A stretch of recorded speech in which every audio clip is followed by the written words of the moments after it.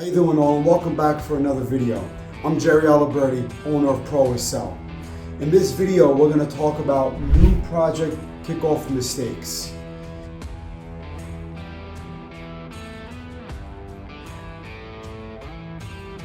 Many statistics show that up to almost 80% of all projects that fail are because the kickoff and the initial planning stage was completely botched from the beginning.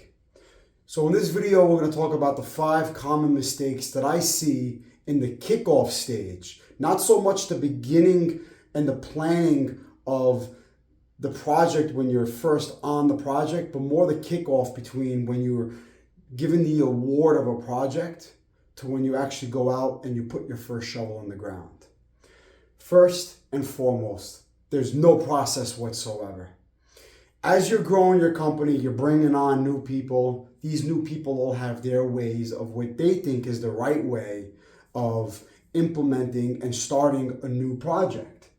So what a lot of contractors do is they have no process in place.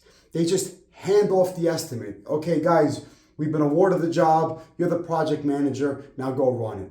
That's a terrible idea. I have videos about SOPs and processes, so I'm not going to get too into the first one. You could check out those videos, but you need to have a process. People need to understand how you, the owner, wants this stage of the project to be done, right? You need everybody to be aligned on one single train, working their way to one single goal on one single path.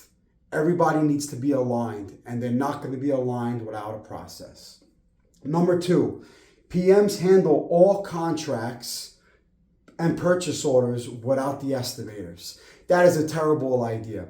Your estimators spent a week, 2 weeks, a month, 3, 4 months. I spent 5 months on one particular job. It was $1.25 billion. We didn't get the job, but the PMs need to understand what the assumptions are that the estimators made. What are the assumptions? Why did we select this particular electrician? Why did we select this particular sub? Why did we select these particular vendors? And how do our direct costs correlate with that selection? You can't just hand off a project to your PMs and expect your PMs to understand what was going through the minds of your estimators as they were selecting certain subs, as they were making assumptions on the bid. They need to be told what to expect and why certain contractors need to be maybe put on a higher tier of selection rather than another contractor. Because you know what happens too, and this is a common problem that nobody wants to talk about. PMs have their favorites. And even though a certain contractor was selected on a bid on the estimating stage, the PM is going to select whoever they want, unless they're told the facts. So you need to let them know what the facts are. Number 3, no cost breakdowns. I've mentioned this in several of my other videos. If you're not tracking costs, your days in business are going to be numbered. You have a budgeted cost. Your field needs to meet those costs. If anything, they need to be cheaper than those costs. They need to increase their productions.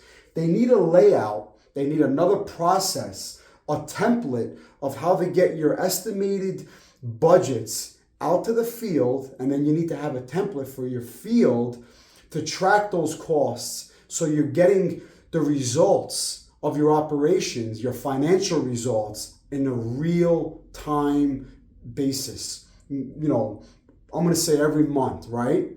Imagine going 6 months finding out that one of your operations is 20% over budget. Well, why is it taking you 6 months? You should have found out in real time, per week, bi-weekly, tops per month. But it all starts in the project kickoff. Your estimators need to establish cost breakdowns for each of the major scopes, or if it's a unit price job, for each of the unit prices, which makes things a lot easier, right? You also need to understand how to break down your bids on the estimating side of the equation as well, so you can break down your costs a little bit easier as well.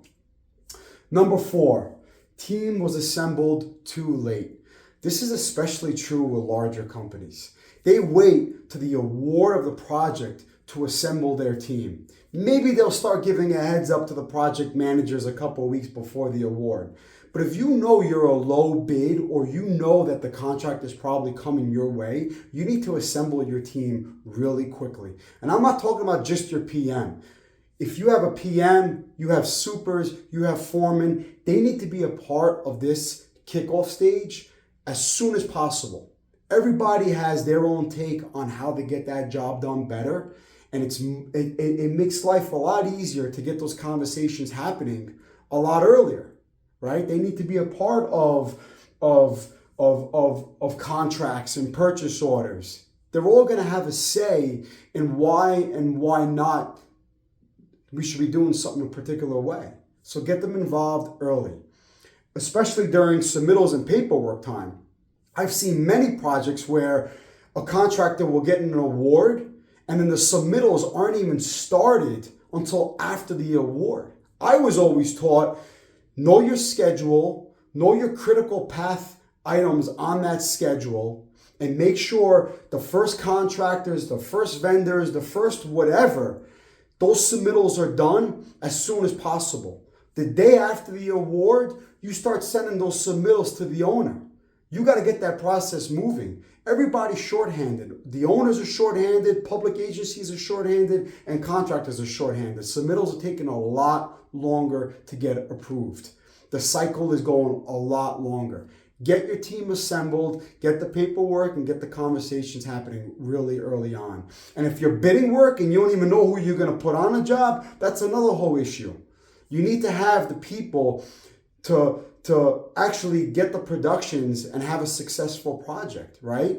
Hiring people to start a new project, hiring everybody on the team from scratch right outside of the company is not a good idea. You got to have some A players on each of your projects, and those A players need to be aligned with the new project kickoff. The fifth, no project presentation from estimators. This probably should have been number one. This is a major problem that I see almost all companies not doing well. There's not a good presentation that the estimators are giving to the project team. At this point in the kickoff stage, the people that know the job the best are the estimators.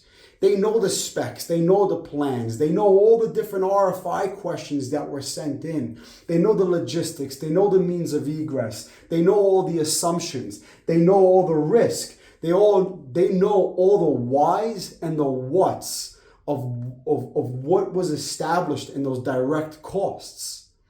So you should have a process as well to do a project presentation. Maybe it's a PowerPoint presentation if you're a large enough company. If you're a small company, bring in your project team that you did not assemble late, bring them on board earlier on, and have your estimators present the project to your project management team. Let your project management team sit there, hear what they have to say, and question them. Take notes. Get the communication moving fast and quickly. You need to get your projects moving as fast as possible. Once that first shovel hits the ground, your schedule starts and you need to move, because your reputation is only as good as your last project. You could do 10 great projects. If you do one bad project, the owner or the public agency is going to remember you by that one project. It's just facts. So I hope you enjoyed this video. I would love to hear your comments. I would love to see you like these videos if you enjoy them, and of course subscribe. Thank you.